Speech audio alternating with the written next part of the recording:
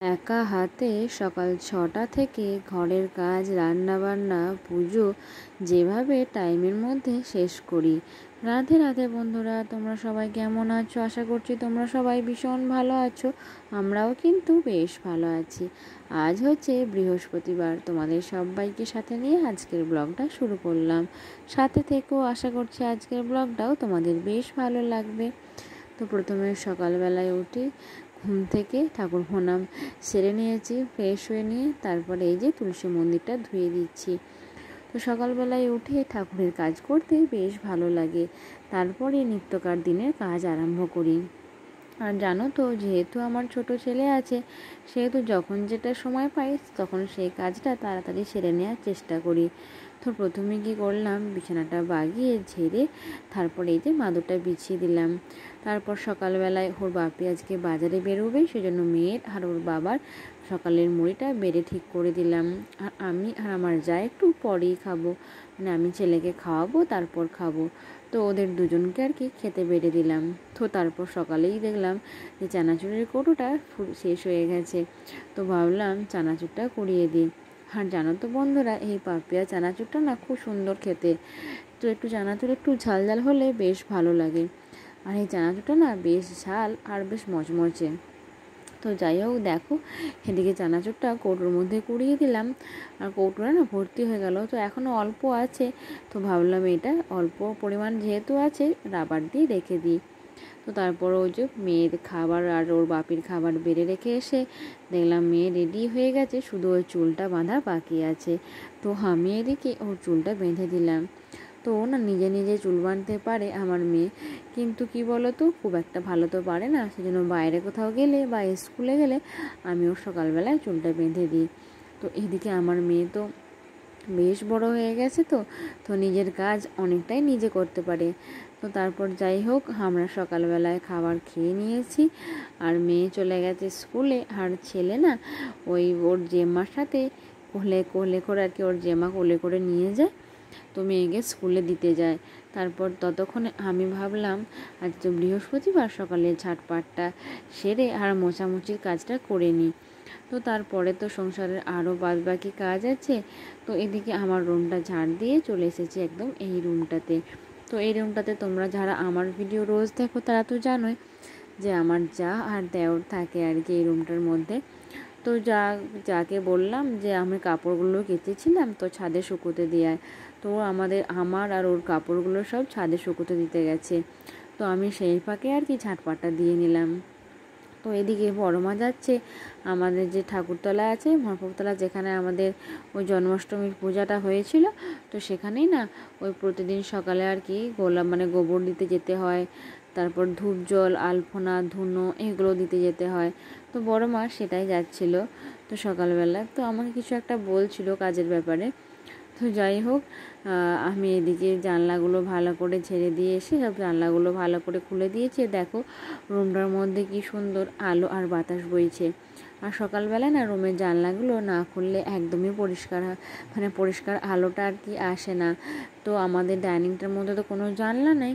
তো সেই জন্য না সব রুমের জানলাগুলো খুলে দিই, তাও একটু ডাইনিংটার মধ্যে হালকা আলোর বাতাসটা আসে। তো আমাদের ডাইনিংটা না পূর্ব দিকে একটা ছোটো জানলা ছিল, কিন্তু ওই দিকের একটা পায়খানা বাথরুম আছে। তো সেখানটা উঁচু ওই ছাদটা হওয়ার জন্য না ওই যে জানলাটা আছে সেটা একদম বুজে গেছে। তো ওটা খুললেও না আলো আসে না, মানে দেয়ালে বন্ধ হয়ে গেছে। তো এদিকে আমি ডাইনিংটা পরিষ্কার করে ঝাড় দিয়ে নিচ্ছি। আর তারপরে কি বলো তো, যে ছেলে চলে আসবে, আর ছেলেকে তো খাইয়ে দিয়েছিলাম আর ওকে না সকালবেলায় রেডিও করে দিয়েছিলাম। তো সকালেই ছেলেকে পরিষ্কার করে দিই। আর সকালবেলায় না ছেলেকে একটু পরিষ্কার না করে দিলে একদমই ভালো লাগে না। তো তারপরই আর কি ওর দিদিয়ার সাথে আর কি ওর জেম্মা নিয়ে গেছে স্কুলে, তোমাদেরকে তো বললাম। তো আমার মেয়ের স্কুলটা না খুব একটা বেশি দূরে নয়, কাছেই।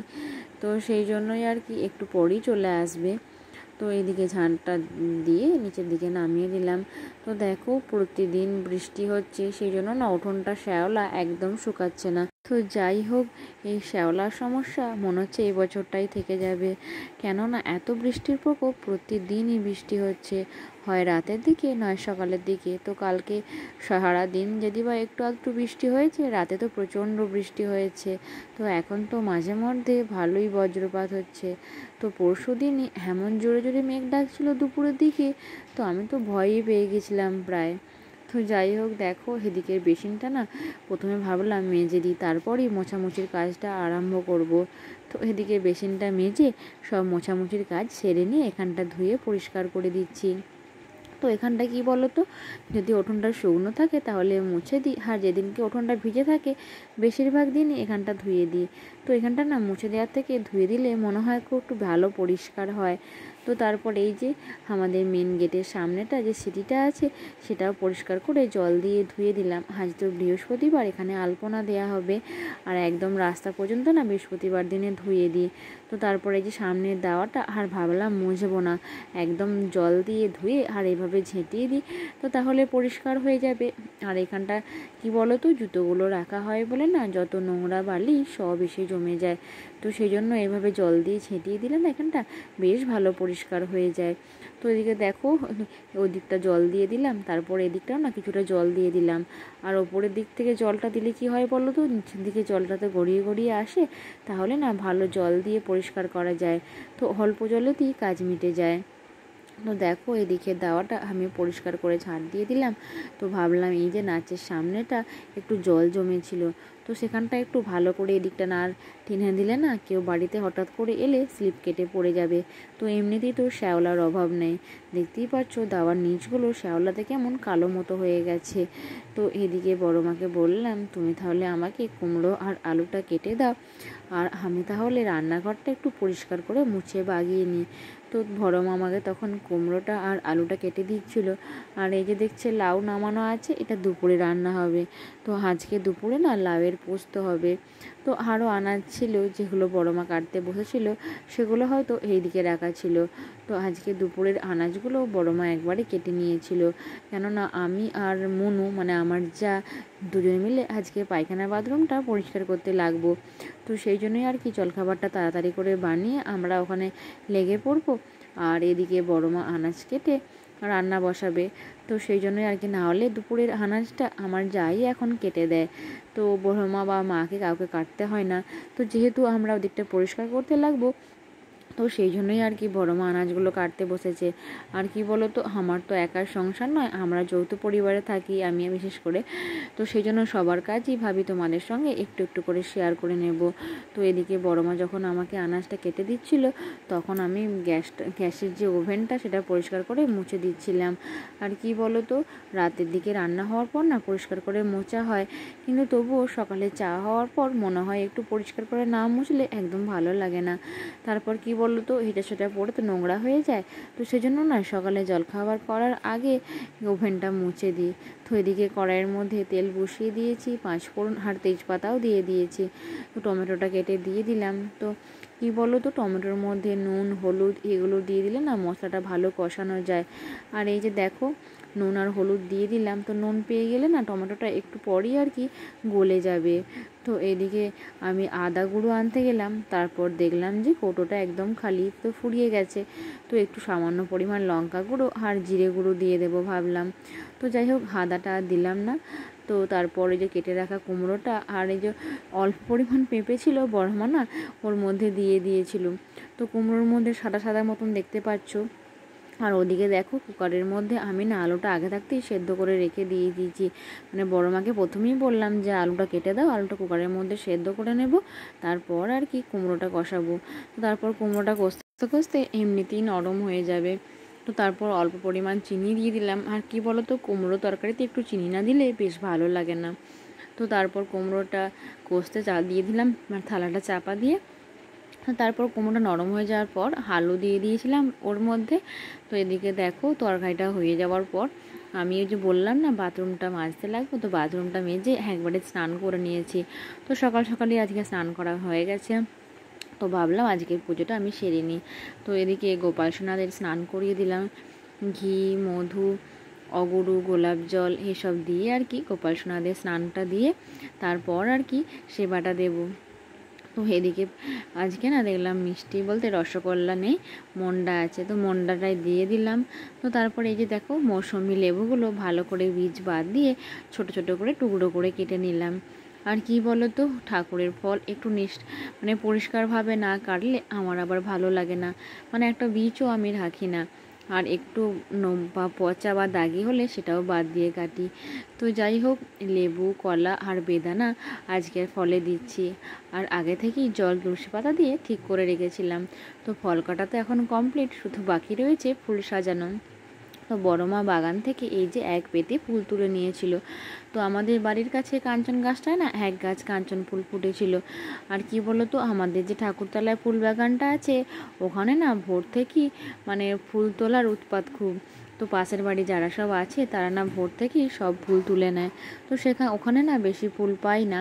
তো এখানে মানে যতগুলো ভিতরে থাকে সেগুলোই বড় মা তুলে নিয়ে চলে আসে। ওই সকালবেলায় আমি যখন ঝাঁট দিচ্ছিলাম বড় মা তখন ফুলের পেতে নিয়ে গেল, তখনই না ফুল তুলে নিয়ে চলে এসেছিলো। তো এদিকে আমি ফুলগুলো সব সাজিয়ে দিলাম। আর লক্ষ্মীর ঘটেও না সিঁদুর দিয়ে জল দিয়ে ফুল দিয়ে সাজিয়ে দিলাম। তো আমার এদিকে পুজো করা কমপ্লিট হয়ে গেছে। তো তারপর দুপুরে খাওয়া দাওয়া সেরে আর কি শুয়ে পড়েছিলাম। এদিকে বিকাল হতেই দেখলাম আকাশ ভরা মেঘ। তো মাকে বললাম আমি ছাদে যাচ্ছি ওই জামা কাপড়গুলো তুলতে। আর দেখতে পাচ্ছ আমি যেগুলো তুলছি ঝুলছে ওগুলো না একরকম সুতোর কাজ। তো আমার ননদ যখন রাজস্থানে ছিল ওইগুলো বানিয়েছিল। তো এগুলো না ঘরের শো হিসেবে টাঙিয়ে রাখা হয়। তো মা না এগুলো সব আজকে কেচে দিয়েছিল। তো ছাদে রোদে দেওয়া ছিল, তো সেগুলোই সব তুলতে চলে এলাম। নাহলে সব তো শুকিয়ে গেছে, এক্ষুনি বৃষ্টি নেমে গেলে সব ভিজে যাবে। তো সেদিকে তারপর ছাদ থেকে নেমে দেখো চলে এসেছি একদম বাগানে ঝিঙে তুলতে। তো আমাদের বাগানে না খামার বাড়িতে যে বাগানটা আছে সেখানে দুটো দেখলাম ঝিঙে হয়েছে। তো ভাবলাম তুলে নিয়ে চলে আসি। তো কি বলো তো, কালকে না এটা রান্না হয়ে যাবে। তো এদিকে আমি দুটো ঝিঙে তুলে নিলাম। আর দেখো কত ফুল ফুটেছে, মনে হচ্ছে বাগানে আরও ঝিঙে হবে আর কি। তো যাই হোক, এখন আপাতত এই দুটোই তুলে নিয়ে যাই। আর আগেও না দুটো হয়েছিল, সে দুটো আর তোমাদের সঙ্গে তোলা হয়নি, এত বৃষ্টির জন্য না কোনো গাছই হচ্ছিল না। তো যাই হোক, বৃষ্টিটা একটু কম হতে আর কি গাছগুলো ভালোভাবে বেড়ে উঠলো। আর এদিকে না গাছেতে একটা কুমড়োও হয়েছিল, কিন্তু কুমড়োটা না আমার তোলার আগেই আর কি জেঠু তুলে নিয়ে চলে এসেছিলো। তো ভাবলাম আমাদের গাছের যেহেতু কুমড়োটা তোমাদের সঙ্গে শেয়ার করে নিই। তো এদিকে তারপর ভাবলাম যে রুমটা তো পরশু দিনের বাগিয়েছিলাম, কিন্তু আলমারির কভারটা না পরানো হয়নি, কাঁচা হয়েছিল, তো সময় পাইনি। তো ভাবলাম এখন যখন সময় পেয়েছি তাহলে এখন আলমারির কভারটা পরিয়ে নিই। আর আমাদের আলমারিটা না এত দেয়াল ঠেসে রাখা হয়েছে যে কভারটা পরানোর সময় খুবই অসুবিধা হচ্ছে। মানে কি ওদিকটা সমানভাবে যাচ্ছে না, দেয়ালের মধ্যে আটকে যাচ্ছে। তো এভাবে লাঠি দিয়ে ওদিকটা নামিয়ে নামিয়ে নামিয়ে নামিয়ে অনেক কষ্টে আলমারির কভারটা পরালাম। তো খুবই অসুবিধা হচ্ছিলো, প্রথমটা মনে হচ্ছিলো কীভাবে পরাবো। আর কি বলো তো, কোণগুলো লেগে গেলে যদি টান মারি না একদম কোণে লেগে এটা ছিঁড়ে যাবে। তো আলমারির কোণগুলো তো খুব ধার। তো যাই হোক, লাঠি দিয়ে যা হোক করে আমি আলমারির কভারটা পরিয়ে শেষ করলাম। তো সুন্দরভাবে আলমারির যে ফিতেগুলো, কভারের যে ফিতেগুলো আছে এঁটে দিচ্ছি, তাহলে দেখতে ভালো লাগবে।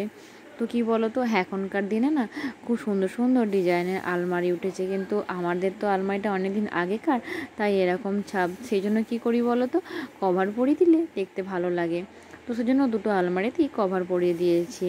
তো এদিকে ফ্রিজটাও মুছতে বাগাতে চলে এলাম। তো সেদিনকে তো কলিংটা খুঁজে পাইনি, তো তারপর আজকে খুঁজে পেয়েছিলাম। তো ভাবলাম কলিং দিয়ে প্রথমে আগে বাইরেটা মুছে নিই, তারপর ভেতরটা খালি করে মুছবো। তো ফ্রিজের মধ্যে তো দেখো জিনিসে একদম ভর্তি। তো এগুলো সব আমাকে নামিয়ে খালি করতে হবে, তারপরই আমি বাগাতে পারবো। তো একে একে একদম উপর থেকে নিচ পর্যন্ত সব খালি করে ফেললাম। আর কি বলো তো, আমাদের ফ্রিজে তো ডিম, মাছ, মাংস কিছু রাখি না, ঠাকুরের জিনিসই বেশি থাকে, মানে ঠাকুরের ফুল, মিষ্টি এগুলো বেশি থাকে, আর ফল থাকে। আর কি বলো তো, মিষ্টি বা আমাদের যেগুলো সগড়ি বলতে ওই সকালে জলখাবারে মানে সগড়ি বা মাছে ঠেকানো ওরকম যে তরকারিগুলো থাকে না আর কি, তো সেগুলো রাখা হয়। এছাড়া আছে আচার, সর, জল, তারপর কোল্ড ড্রিঙ্কস, এমনি সবজি যেগুলো আছে সেগুলো সব ফ্রিজের মধ্যে রাখা হয়েছে। তো তারপর কি বলো তো, এই যে থাকগুলো আছে না, এগুলো না মাঝে মধ্যে জল জমে যায়। তো ভাবলাম যে আগে সব এগুলো বার করে ফ্রিজটা ভালো করে মুছে শুকাতে দেব, তারপরই আর কি গোছাবো। তো ফলগুলো দেখতেই পারছো এক ভর্তি হয়ে আছে। ফ্রিজটা পরিষ্কার করে মুছে আর সুন্দর করে গুছিয়ে দিলাম। তো যাই হোক, আজকের ব্লগটা এখানেই শেষ করছি। আবার দেখা হবে নেক্সট ব্লগে। রাধে রাধে।